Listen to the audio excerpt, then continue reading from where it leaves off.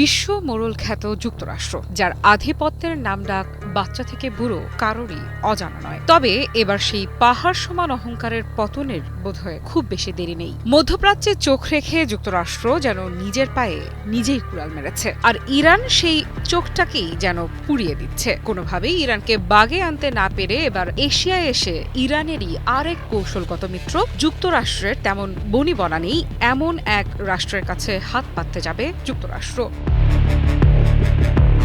মধ্যপ্রাচ্যের উত্তপ্ত পরিস্থিতি ছড়িয়ে পড়ছে বৈশ্বিক কূটনীতির কেন্দ্রবিন্দুতে। ইরানকে ঘিরে বাড়তে থাকা উত্তেজনার মাঝেই হঠাৎ করেই নতুন এক মোড়। যুক্তরাষ্ট্রের প্রেসিডেন্ট ডোনাল্ড ট্রাম্প এবার হাত বাড়ালেন চীনের দিকে। যেখানে সামরিক চাপ কাজ করছে না, সেখানে কি কূটনৈতিক চালে বদলে যাবে পুরো দৃশ্যপট?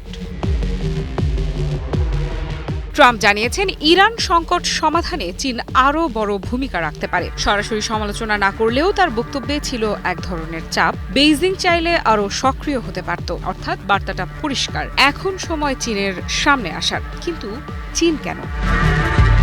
কারণ ইরানের সঙ্গে চীনের সম্পর্ক শুধু কূটনৈতিক নয়, অর্থনৈতিক এবং কৌশলগত দিক থেকেও অত্যন্ত গভীর। তেলের বাজার থেকে শুরু করে অবকাঠামো, বিনিয়োগ, সব জায়গাতেই তেহরানের ওপর প্রভাব রয়েছে বেইজিংয়ের। তাই অনেকেই মনে করছেন, যুক্তরাষ্ট্র যেখানে চাপ দিয়ে ব্যর্থ, সেখানে চীন হয়তো কথার মাধ্যমে ফল আনতে পারে।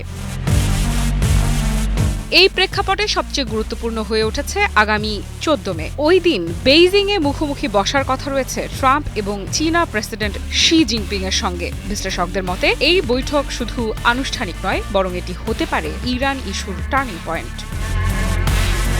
ধারণা করা হচ্ছে, ওই বৈঠকে ট্রাম্প সরাসরি চীনের কাছে দাবি তুলবেন, ইরানের উপর চাপ বাড়াতে হবে, বিশেষ করে পারমাণবিক কর্মসূচি এবং আঞ্চলিক সামরিক তৎপরতা সীমিত করতে বেইজিংকে আরও কঠোর ভূমিকা নিতে হবে। অন্যদিকে চীনের অবস্থান এখনো অনেকটাই ভারসাম্যমূলক। তারা একদিকে ইরানের সঙ্গে সম্পর্ক বজায় রাখছে, অন্যদিকে সরাসরি সংঘাতে জড়াতে চায় না। এই সূক্ষ্ম ভারসাম্যই এখন সবচেয়ে বড় প্রশ্ন। চীন কি যুক্তরাষ্ট্রের আহ্বানে সাড়া দেবে, নাকি নিরপেক্ষ অবস্থানে থাকবে? তবে সাম্প্রতিক যুদ্ধের নানা গোয়েন্দা তথ্য কিন্তু প্রমাণ করে চীন ইরানের পরম বন্ধু। তাই যুক্তরাষ্ট্রের এই সফরে আখেরে তেমন লাভ হবে বলে মনে হচ্ছে না। এত সহজে চীন কি ইরানকে আলোচনার টেবিলে ফিরিয়ে আনতে পারবে, নাকি এটি শুধু আরেকটি কূটনৈতিক চেষ্টা যা শেষ পর্যন্ত ব্যর্থতার খাতায় নাম লেখাবে? আফরিদা ইফরাত, নিউজ 24।